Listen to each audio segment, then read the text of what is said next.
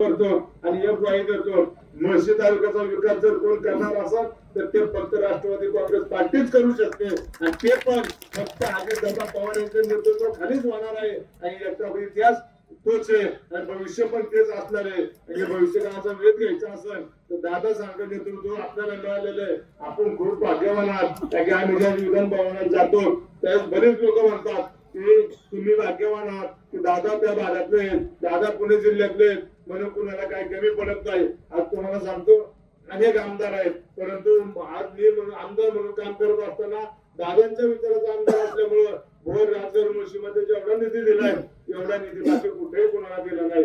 DPDC जरी record check केलं तर जास्त निधी आपल्याला दिलेला आहे. कधी कधी आम्ही नाव बदलून सुद्धा निधी घेतो कारण की शेवट चर्चा होते की लोक म्हणतात बाकी आमदारांना निधी नाही आणि ह्याच आमदारांना एवढा निधी काय मिळतो कारण की शेवट दादांना जाणीव आहे.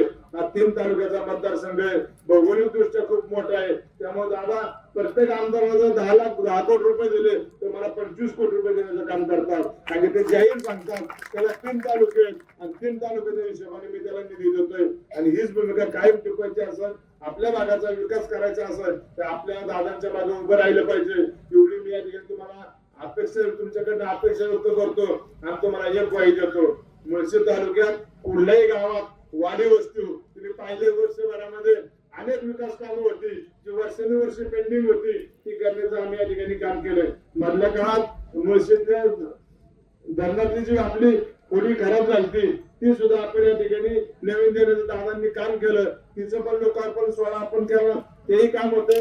धरणातले अनेक रस्ते होते ते मी डीपीडीसी 30-54-50 मध्ये बसवून ते पूर्ण केले आणि येणाऱ्या मार्च मध्ये राज्याचं बजेट होईल त्यामध्ये आपल्याला चांगला निधी मिळेल. त्या कार्यक्रमामध्ये या भागातील सर्व प्रमुख रस्ते चांगले करण्याचं काम लावासा खोऱ्यातलं असेल ते सर्व रस्ते चांगले करण्याचं काम मी या ठिकाणी करेल अशा ग्वाही देतो. आणि सर्वांना एक जाहीर आवाहन करतो की प्रत्येकाने जाहीरपणे तुम्हाला मी सांगू शकतो की प्रत्येक गावात वाडी वस्तू जी काही तुमची कामं असेल, लाईट असो, रस्ता असो, पाणी असो, सभामंडप असू द्या, ड्रेनेजचं काम असू द्या, सर्व कामं पूर्ण करण्यासाठी कुठेही निधी कमी पडून देणार नाही.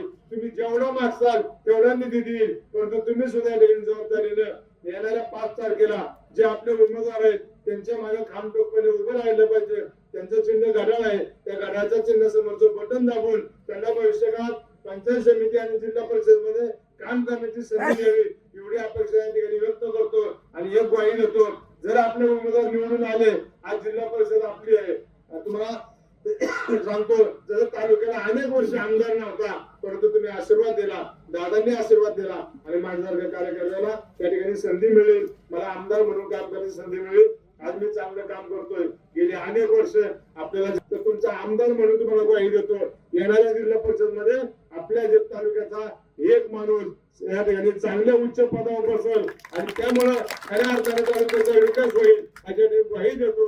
पुन्हा एकदा सर्वांचं मनापासून अभिनंदन.